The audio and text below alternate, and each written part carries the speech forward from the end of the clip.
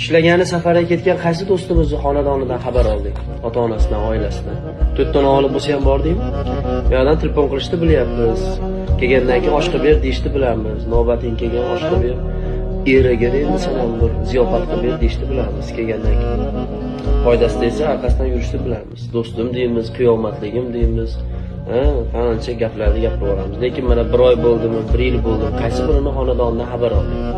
Birortasini uyga to'toni ko'tarib bordingmi? Yo borib otasiga, onasiga bizga bitta xizmat bormi? Ayting, do'stimiz ishlagani safarga ketgan, mayli. Biz endi shu yerda bo'lib turaylik, bitta xizmat bo'lsa ayting deyapmizmi? 100 tadan bitta eshitilib qolmasa bu narsa bo'lmayapti.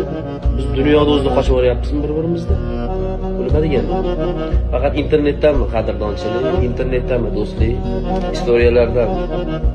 Faqat foyda kelib tursam, xudo uchun qilmaymizmi bitta narsani?